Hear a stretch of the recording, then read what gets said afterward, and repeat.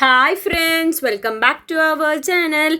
8ാം ക്ലാസ്സിൻ്റെ മലയാളം കേരള പാഠാവലി ക്ലാസ്സിലേക്ക് എല്ലാ കൂട്ടുകാർക്കും സ്വാഗതം. അപ്പോൾ കൂട്ടുകാർക്ക് ഓണം എക്സാം ആണ്. അപ്പോൾ അതിൻ്റെ പ്രധാനപ്പെട്ട കുറച്ച് ചോദ്യങ്ങളാണ് ഈ വീഡിയോയിൽ നമ്മൾ ഡിസ്കസ് ചെയ്യുന്നത്.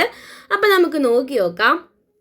ആദ്യത്തെ ചോദ്യം, പനിനീർ പൂവ് എന്ന കവിതയിലെ ആശയം, ശബ്ദഭംഗി, പ്രയോഗഭംഗി, സാദൃശ്യപ്പെടുത്തൽ എന്നിവ ഉൾപ്പെടുത്തി ആസ്വാദനക്കുറിപ്പ് തയ്യാറാക്കുക. അപ്പോൾ എന്താണ് നമ്മുടെ ഒരു കവിത നമ്മൾ പഠിച്ചിട്ടുണ്ട്. എന്താണ് പനിനീർ പൂവ് എന്ന് പറഞ്ഞിട്ടുള്ള ഒരു കവിത. അപ്പോൾ ആ കവിതയ്ക്ക് ഒരു ആസ്വാദനക്കുറിപ്പ് തയ്യാറാക്കാനാണ്. അപ്പോൾ നമുക്ക് നോക്കി നോക്കാം. മനുഷ്യ ജീവിതത്തിന് പൂക്കൾ നൽകുന്ന സൗന്ദര്യവും സന്തോഷവും മഹത്വവും അവതരിപ്പിക്കുന്ന മനോഹരമായ കവിതയാണ് പനിനീർ പൂവ്. പനിനീർ പൂവിൻ്റെ ചെറിയ ആയുസ്സിനെ പരിഹസിക്കുന്ന കവിയുടെ ചോദ്യത്തിന് പൂവ് മറുപടി പറയുന്നില്ല. പകരം തലയാട്ടിക്കൊണ്ട് തൻ്റെ തെറ്റ് ബോധ്യപ്പെടുത്തുന്നു. പിന്നീട് പൂക്കളുടെ മഹത്വം മനസ്സിലാക്കിയ കവി അവയെ ദേവതകളോട് ഉപമിച്ച് ആദരിക്കുന്നു. പൂക്കൾ പാഴ്മണൽ കാടിനെ നന്ദനമാക്കുകയും മനുഷ്യർക്ക് ആനന്ദം നൽകുകയും സുഗന്ധവും തേനും നൽകുകയും ചെയ്യുന്നു. പാടുന്ന വണ്ടുകളോടൊപ്പം കാറ്റിലാടുന്ന പാവത്തിൽ മൗലിക്കും ഭൂഷയാക്കാം തുടങ്ങിയ പ്രയോഗങ്ങൾ കവിതയുടെ ഭംഗി വർദ്ധിപ്പിക്കുന്നു. പൂക്കളെ അന്നപൂർണേശ്വരിമാർ, ദേവതകൾ എന്നിവയോട് സാദൃശ്യപ്പെടുത്തുന്നതും മനോഹരമാണ്.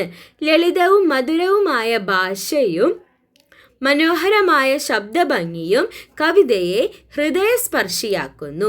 പൂക്കളുടെ മഹത്വം തിരിച്ചറിഞ്ഞ് അവയോട് കൂപ്പുകൈയോടെ നിൽക്കുന്ന കവിയുടെ മനോഭാവമാണ് കവിതയുടെ ഏറ്റവും വലിയ ആകർഷണം. അപ്പോൾ എന്താണ് പൂക്കളുടെ സൗന്ദര്യത്തിനെ കുറിച്ചിട്ടും അതുപോലെ തന്നെ പൂക്കളുടെ മഹത്വത്തിനെ കുറിച്ചിട്ടും ഒക്കെയാണ് ഈ കവിതയിൽ കവി പറയുന്നത്. ഓക്കെ, രണ്ടാമത്തെ ചോദ്യം നോക്കുകയാണെങ്കിൽ, വീടും പറമ്പും ഗോപന്റെ ഷെയറ, അമ്മ അങ്ങനെ ആരോടും പ്രത്യേക ഷെയർ ഇല്ലല്ലോ. സമകാലിക കേരളത്തിൽ കുടുംബഘടനകളിലും ജീവിത രീതികളിലും വന്നു ചേർന്നിട്ടുള്ള മാറ്റങ്ങളുടെ പ്രതിഫലനമാണ് തിങ്കളാഴ്ച നല്ല ദിവസം എന്ന് പറഞ്ഞ തിരക്കഥയിൽ ദൃശ്യമാകുന്നത്. ആശയങ്ങൾ ക്രോഡീകരിച്ച് ഉപന്യാസം തയ്യാറാക്കുക. അപ്പോൾ എന്താണ് സമകാലിക കേരളത്തിൽ കുടുംബഘടനകളിലും ജീവിത രീതികളിലും ഒക്കെ ഒരുപാട് വ്യത്യാസങ്ങളും ഒരുപാട് മാറ്റങ്ങളും വന്നിട്ടുണ്ട്. അപ്പം ആ മാറ്റങ്ങളുമൊക്കെ ആ മാറ്റങ്ങളൊക്കെ ഉൾക്കൊള്ളിച്ചിട്ട് എന്ത് ചെയ്യണമെന്ന് വെച്ചാൽ ഒരു ഉപന്യാസം തയ്യാറാക്കണം. അപ്പോൾ നമുക്ക് നോക്കി നോക്കാം. സമകാലിക കേരളത്തിലെ കുടുംബഘടനകളിൽ ജീവിത രീതികളിലും വന്ന മാറ്റങ്ങൾ. അപ്പോൾ നമ്മളൊരു ഹെഡിങ് കൊടുത്തു. ഇനി നമുക്ക് വായിക്കാം.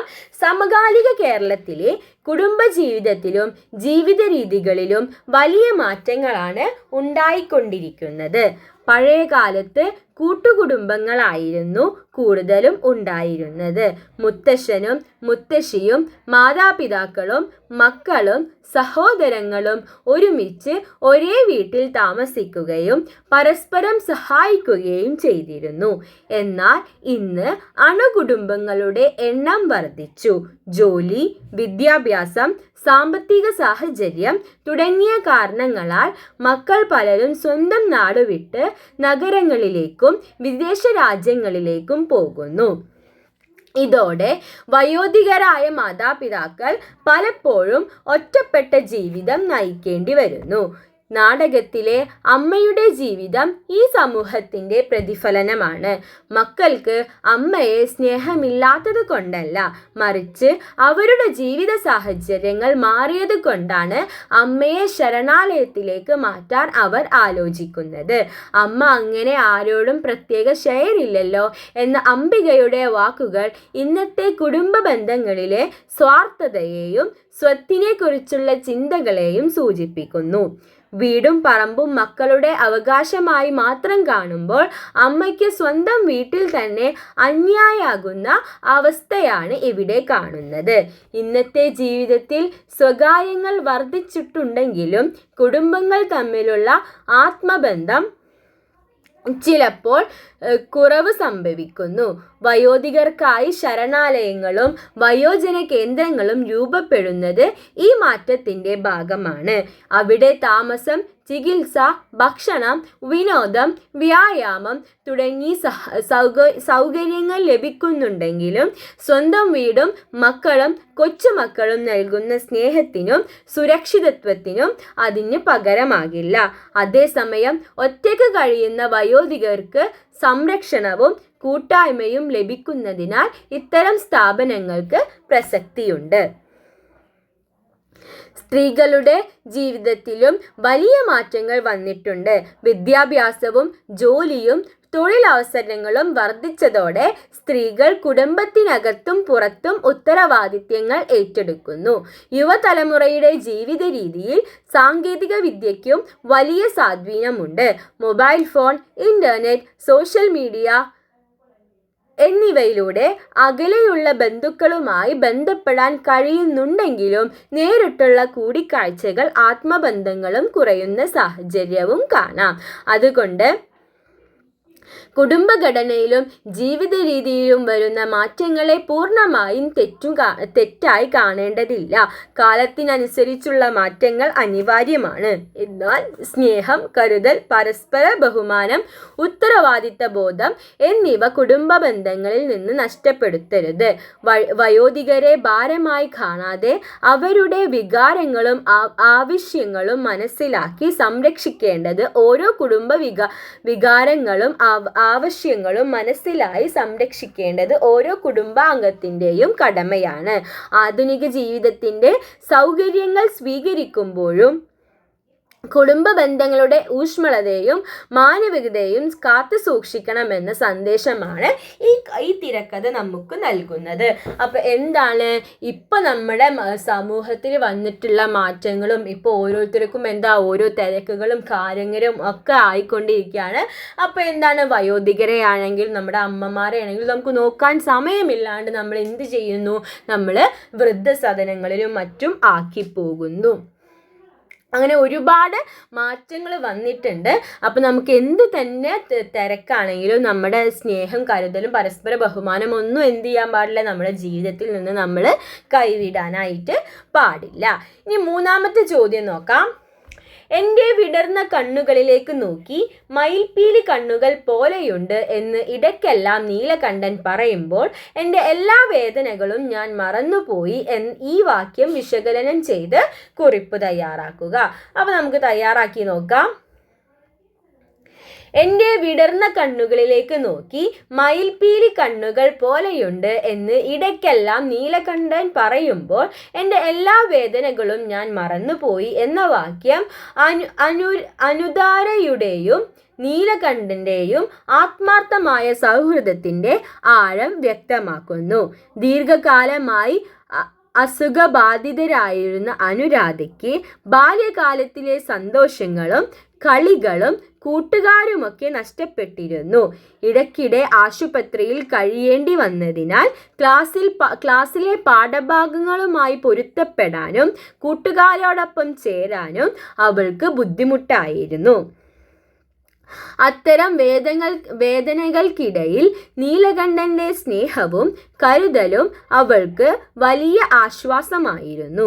അനുധാരയുടെ കണ്ണുകളെ മയിൽപ്പീലി കണ്ണുകളോട് ഉപമിച്ചുകൊണ്ട് നീലകണ്ഠൻ അവളുടെ സൗന്ദര്യത്തെ മാത്രമല്ല അവളുടെ മനസ്സിനെയും വിലമതിക്കുന്നുണ്ടായിരുന്നു. തൻ്റെ വാക്കുകളിലൂടെ അവളുടെ വിഷമങ്ങൾ മറക്കാനും സന്തോഷിക്കാനും ആത്മവിശ്വാസത്തോടെ മുന്നോട്ടു പോകാനും അവൻ സഹായിച്ചു. മയിൽപ്പീലി കണ്ണുകൾ എന്ന പ്രയോഗം മനോഹരമായ ഒരു സാദൃശ്യമാണ്. മയിൽപ്പീലിയുടെ ഭംഗിയും നിറവൈവിധ്യവും അനുധാരയുടെ വിടർന്ന കണ്ണുകളുമായി താരതമ്യം ചെയ്യുന്നതിലൂടെ വാക്യത്തിന് കാവ്യാത്മകമായ ഭംഗി ലഭിക്കുന്നു. അസുഖവും വേദനകളും നിറഞ്ഞ അനുധാരയുടെ ജീവിതത്തിൽ നീലകണ്ഠൻ്റെ സ്നേഹം ഒരു മയിൽപ്പീലിയെ പോലെ മനോഹരമായി ഓർമ്മയായി മാറുന്നു. സ്വന്തം വിഷമങ്ങൾ ദുഃഖങ്ങൾ മറന്ന് അനുധാരയെ സന്തോഷിപ്പിക്കുന്ന നീലകണ്ഠന്റെ മനസ്സിലെ നന്മയും കരുണയും ഈ വാക്യത്തിലൂടെ പ്രകടമാകുന്നു. ശാരീരികമായ വേദനയേക്കാൾ ശക്തമാണ് സ്നേഹവും സൗഹൃദവും നൽകുന്ന മാനസിക ആശ്വാസം എന്ന ആശയമാണ് ഈ വാക്യം നമ്മെ ഓർമ്മിപ്പിക്കുന്നത്. അതുകൊണ്ട് തന്നെ അനുധാരയുടെ ജീവിതത്തിലെ മറക്കാനാവാത്ത സൗഹൃദത്തിൻ്റെ പ്രതീകമാണ് ഈ വാക്യത്തിൽ നമുക്ക് കാണാൻ സാധിക്കുന്നത്. അപ്പോൾ അവർ തമ്മിലുള്ള സൗഹൃദത്തിൻ്റെ ആഴമാണ് നമുക്ക് ആ വാക്യങ്ങളിലൂടെ മനസ്സിലാകുന്നത്. ഓക്കെ അല്ലേ? ഇനി അടുത്ത പ്രവർത്തനം എന്ന് പറയുന്നത് ഒരു കഥാപാത്ര നിരൂപണം തയ്യാറാക്കാനാണ്. തിങ്കളാഴ്ച നല്ല ദിവസം എന്ന തിരക്കഥയിലെ കരുത്തുറ്റ കഥാപാത്രമാണ് അമ്മ. കഥാപാത്രത്തിൻ്റെ വ്യക്തിത്വം, സ്വഭാവം, മനോനില, നിലപാട്, കഥയിലെ സ്ഥാനം, മറ്റു കഥാപാത്രങ്ങളോടുള്ള ഇടപെടൽ എന്നിവ ഉൾക്കൊണ്ട് കഥാപാത്ര നിരൂപണം തയ്യാറാക്കുക. തിരക്കഥയിലെ ഏറ്റവും കരുത്തുറ്റതും ശ്രദ്ധേയവുമായ കഥാപാത്രമാണ് അമ്മ. സ്നേഹവും ആത്മാഭിമാനവും നിശ്ചയദാർഢ്യവും നിറഞ്ഞ വ്യക്തിത്വമാണ് അമ്മയുടേത്. ജീവിതത്തിൽ ഒറ്റപ്പെടലും പ്രയാസങ്ങളും നേരിടേണ്ടി വന്നിട്ടും മറ്റുള്ളവരുടെ മുന്നിൽ തളർന്നു നിൽക്കാത്ത ശക്തമായ മനസ്സാണ് അമ്മയ്ക്കുള്ളത്. വീടും പറമ്പും മൃഗങ്ങളും കുടുംബാംഗങ്ങളുമെല്ലാം സ്വന്തം ജീവിതത്തിൻ്റെ ഭാഗങ്ങളായി കണ്ട് സ്നേഹിക്കുന്ന ഒരു ഗ്രാമീണ അമ്മയുടെ രൂപം കഥാപാത്രത്തിൽ കാണാം. അമ്മയുടെ സ്വഭാവത്തിലെ പ്രധാന സവിശേഷത സ്നേഹവും കരുതലുമാണ്. പശുവിനും ആടിനും വെള്ളം നൽകുന്നതിലും അവയെക്കുറിച്ചുള്ള ഉത്തരവാദിത്തം അമ്മിണിയെ ഏൽപ്പിക്കുന്നതിലും ഈ കരുതൽ പ്രകടമാണ്. മക്കളോടും കൊച്ചുമക്കളോടും അമ്മയ്ക്ക് വലിയ സ്നേഹമാണ്. യാത്ര പറയുമ്പോൾ ഋതുവിന് വാക്കു നൽകുന്നതും അവളെ ചേർത്ത് പിടിച്ച് ഉമ്മ നൽകുന്നതും അമ്മയുടെ മാതൃസ്നേഹത്തിൻ്റെ ആഴം വ്യക്തമാക്കുന്നു. എന്നാൽ ഈ സ്നേഹത്തിനൊപ്പം ആത്മാഭിമാനവും സ്വാതന്ത്ര്യബോധവും അമ്മ കാത്തു സൂക്ഷിക്കുന്നു. മക്കൾ തന്നെ ശരണാലയത്തിലേക്ക് മാറ്റാൻ തീരുമാനിപ്പിച്ചപ്പോൾ അമ്മ അതിനെ എതിർത്ത് വലിയ വഴക്കുണ്ടാക്കുന്നില്ല. മറിച്ച് സാഹചര്യത്തെ മനസ്സിലാക്കി അതിനോട് പൊരുത്തപ്പെടാൻ ശ്രമിക്കുന്നു. എന്നാൽ സ്വന്തം ജീവിതത്തെക്കുറിച്ചുള്ള തീരുമാനങ്ങളിൽ തനിക്കും അവകാശമുണ്ടെന്ന നിലപാടാണ് അമ്മ സ്വീകരിക്കുന്നത്. വീടും പറമ്പും ഗോപന്റെ ഷെയറാ, അമ്മ അങ്ങനെ ആരുടെയും പ്രത്യേക ഷെയറില്ലല്ലോ എന്ന് അംബികാമ്മയുടെ വാക്കുകൾ അമ്മയെ ഏറെ വേദനിപ്പിക്കുന്നു. അമ്മയെ ഒരു സ്വത്ത് പോലെ കാണുന്ന മനോഭാവത്തോടുള്ള ശക്തമായ പ്രതിഷേധമാണ് അവളുടെ നിലപാടിൽ കാണുന്നത്.